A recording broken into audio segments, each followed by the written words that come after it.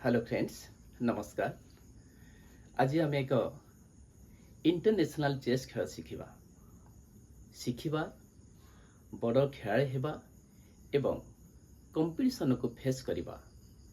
ए सफर काफी लंबा एवं कष्टसाध्य। मु आपण मानको स्तर स्तर करी अनेक खेल शिखाइबी। आपण माने वीडियो धैर्यर सह देखी प्रैक्टिस करंतु, निश्चित भावे जीरो रु हीरो हेबे। चेस गेम इंडोर गेम मध्य एक श्रेष्ठ खेल कहले किसी अत्युक्ति हेबनी, जहाँकि आम दैनंदिन जीवन रे आसे। विशेषकर ये खेल स्टूडेंट मानक पई एक सुंदर खेल कहले किसी अत्युक्ति हेबनी। एक गुड डिसीजन, कंसंट्रेशन बा एकाग्रता, प्रयास, धैर्य, प्रतिशोध और दूरचिंता निश्चित भावे आम समस्त जीवन सदा सर्वदा आसे।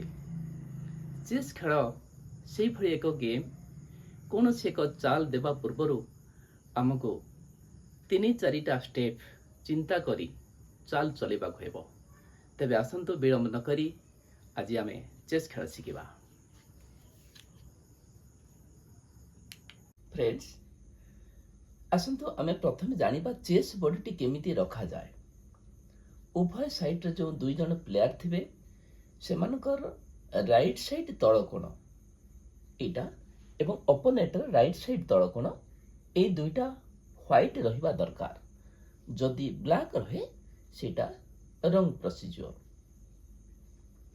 सीधा जो वर्टिकल लाइन रही याको फाइल बोली कहा जाए एवं जो हॉरिजॉन्टल रही राइट साइड सीधा यहाँ को रैंक बोली कहा जाए।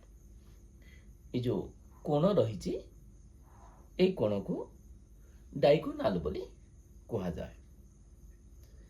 वर्टिकल 8टी स्क्वायर रही एवं हॉरिजॉन्टल 8टी स्क्वायर रही।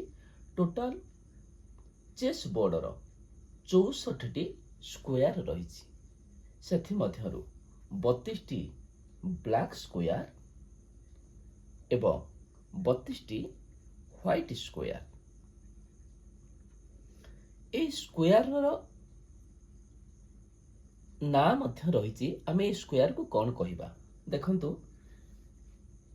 हमर horizontal row A B C D E F G H एवं वर्टिकल रो 1 2 3 4 5 6 7 8 रही।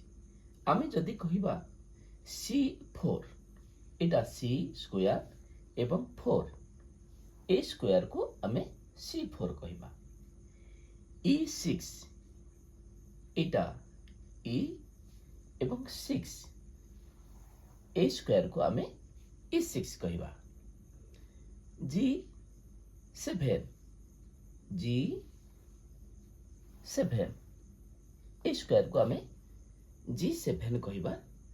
परवर्ती समय जो समय आमे चाल देबा, जो गोटी चलेबा, केउ स्क्वायर को गला सेथिरे मध्य लेखिबा को पड़े।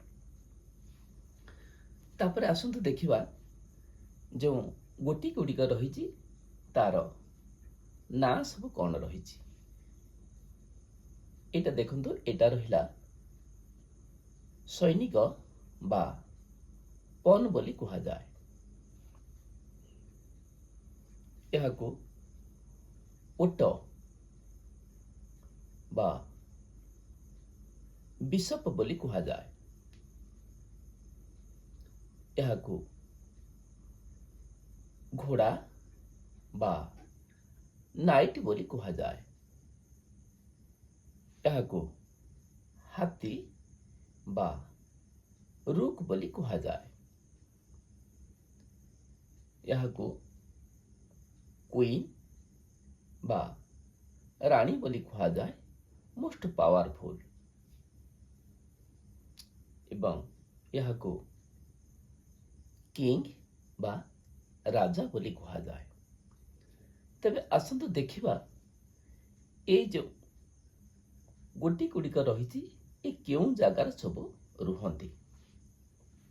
ପ୍ରଥମେ ଆମେ ଦୁଇଟି ହାତୀ ବା ରୁକ୍କୁ ବସେଇବା।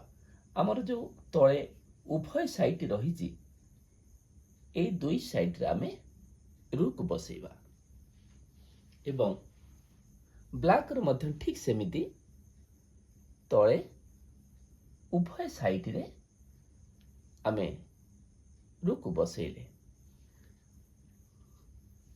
ଘୋଡ଼ା ଦୁଇଟି ଘୋଡ଼ାକୁ ରୁକ୍ ବା ହାତୀର ସାଇଡ୍ରେ ବସେଇଲେ ଠିକ୍ ସେମିତି ବ୍ଲାକ୍ର ଦୁଇଟି ଘୋଡ଼ାକୁ ରୁକ୍ର ସାଇଡ୍ରେ ବସେଇଲେ ହ୍ୱାଇଟ୍ ଓଟ ବା ବିଶପ୍ ଘୋଡ଼ାର ସାଇଡ୍ରେ ବସେଇଲେ ଠିକ୍ ସେମିତି ବ୍ଲାକ୍ର ବିଶପ୍କୁ ଘୋଡ଼ାର ସାଇଡ୍ରେ ବସେଇଲେ କୁଇନ୍ ବା ରାଣୀ ହ୍ୱାଇଟ୍ କୁଇନ୍ ହ୍ୱାଇଟ୍ ଘରେ ବସେଇବା ଏବଂ ବ୍ଲାକ୍ କୁଇନ୍ ବ୍ଲାକ୍ ଘରେ ବସେଇବା। ହ୍ୱାଇଟ୍ କିଙ୍ଗ এই ହ୍ୱାଇଟ୍ କୁଇନ୍ର ରାଇଟ୍ ସାଇଡ୍ ବସେଇଲେ ଏବଂ ବ୍ଲାକ୍ କିଙ୍ଗ ବ୍ଲାକ୍ କୁଇନ୍ର ଲେଫ୍ଟ ସାଇଡ୍ ବସେଇଲେ। ପରେ ଯେଉଁ ପନ୍ ଗୁଡ଼ିକ ରହିଛି ଏହାକୁ ଆଗରେ ବସେଇଲେ।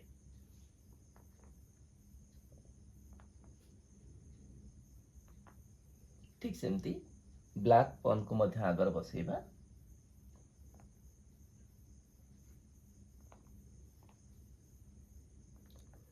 ବର୍ତ୍ତମାନ ସମ୍ପୂର୍ଣ୍ଣ ପ୍ରସ୍ତୁତ ହୁଏ।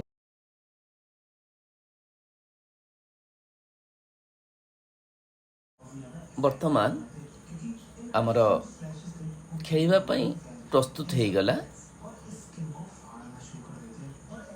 ପରବର୍ତ୍ତୀ ଭିଡ଼ିଓ ପାର୍ଟ 2ରେ ଆମେ ଗୋଟି ଚାଳନା ଶିଖିବା।